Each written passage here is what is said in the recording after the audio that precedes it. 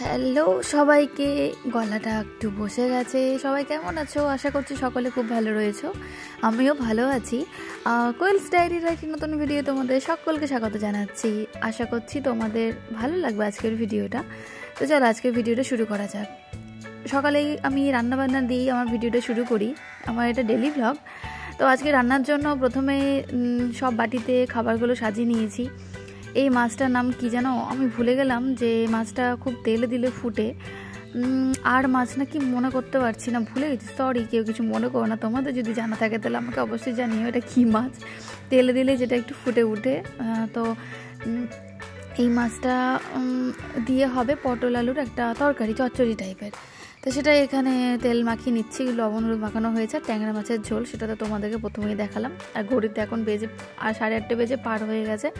এখন আমার হাতে 1 ঘন্টা সময় আছে, জানি না কমপ্লিট হবে কিনা। 1 ঘন্টা না, মোটামুটি 1.5 ঘন্টায় সময় আছে। তো তেল গরম হয়ে এসছে, এখন মাছটা ভাজতে দিব। প্রচণ্ড মাপের ভয় লাগছে। এই মাছটা ভাজতে গেলে সত্যি খুব ভয় লাগে। তো ভগবানের নাম নিয়ে, বজরংবলীর নাম নিয়ে মাছটা আমি এখন ভাজতে বসাচ্ছি। তাও আবার হাতে উঠাইনি, তোমার ওই খুন্তিতে করেই দেওয়ার চেষ্টা করছি। দেখা যাক, আমার সাথে থাকো তোমরা, দেখো। আর আমি কিন্তু একসাথেই তোমার ওই ঢাকনাটাকে রেডি করে রেখেছি, যে মাছটা মানে তেলে দিয়ে দিলে আগে একদম মানে সাটাং করে একদম ঢেকে দিব। এই যে দেখো, আমি এখন ঢেকে দিলাম, কারণ এই মাছটা খুব ফুটে, কখন গায়ে এসে পড়বে খুব ভয় লাগে। তো যাই হোক, এখানে আমার মাছ ভাজা হয়ে গেছে। আর এই মাছটা দিয়ে তো বললাম পটলের একটা তরকারি করব, যেটা চচ্চড়ি টাইপের। আর এখানে ট্যাংরা মাছগুলো আগেই ভেজে নিয়েছি। তো প্রথমে এখানে মায়ের হাতের স্পেশাল বড়ি, যে বড়িটা আমি আর মা প্রত্যেক বছরই দেওয়ার চেষ্টা করি। তো এইবার সেরকমভাবে মাকে বড়ি দিতে হেল্প করতে পারিনি, কারণ আমি এখানে ছিলাম। পরের দিকে যে ছোটো বড়িগুলো দিয়েছিল তখন আমি দিয়েছিলাম। আমি বড়ি দেওয়ার ভিডিও হয়তো দিয়েছি, তোমরা অনেকে দেখেছো যারা আমার রেগুলার ভিডিও দেখো। তো সেই বড়ি এখনও চলছে এবং চলবে, 1-1.5 বছর তো চালাতেই হবে। কারণ বড়ি দেওয়া কিন্তু খুব কষ্টকর একটা ব্যাপার, মানে সবাই দিতে পারে না।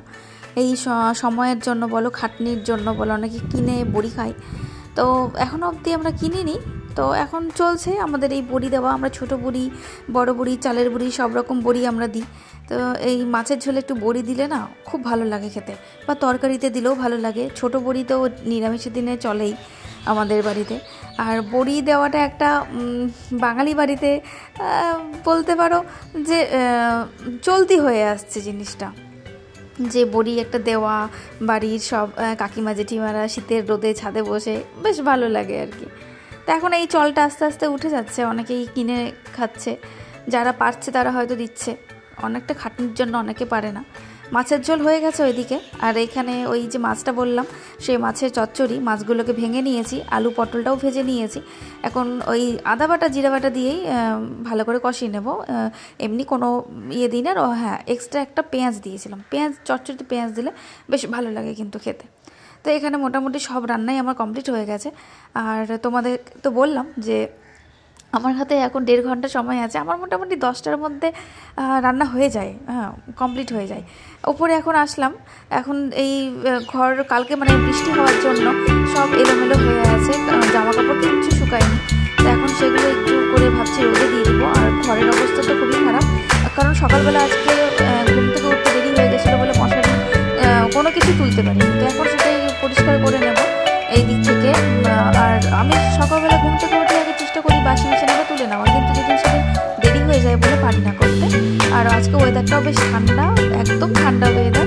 তো এখন মশারি তুলে নিয়েছি। এখন আমি তাড়াতাড়ি করে বেড কভারটা পেতে নিই। বিছানাটা দেখতে একদম ভালো লাগছে না।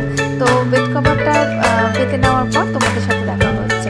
সাথে দেখো, এবং অবশ্যই সবাই ফুল ভিডিও ওয়াচ করো। কেউ লাইক দিতে ভুলো না।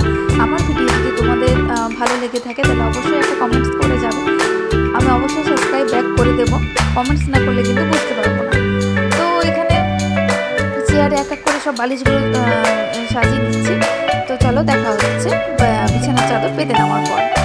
চাদরটা বিশাল বড়। তো যাই হোক, কোনো রকমের চাদরটা পেতে নিয়েছি। আমার মোটামুটি এদিকে কাজ মোটামুটি কমপ্লিট। বিকেলবেলা চলে আসলাম চা পাউরুটি নিয়ে। এই ছোটো ছোটো পাউরুটিগুলো কিন্তু খেতে বেশ ভালো লাগে, আমার তো ভালো লাগে, বেশ মিষ্টি মিষ্টি। আর এটাতে যদি দই টেস্ট করতে পারো না, আরও ভালো লাগে খেতে। তো বিকেলবেলা পাউরুটি নিয়ে চলে এসেছি। এখন এটা দিয়ে সন্ধ্যের টিফিনটা করে নেব। তাই এখানে এক এক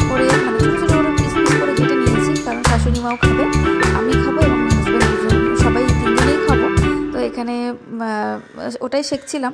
আর বিকেলবেলা একটু স্পেশাল, মানে স্পেশাল বলবো না, একটু চপ, একটু ঘুগনি, একটু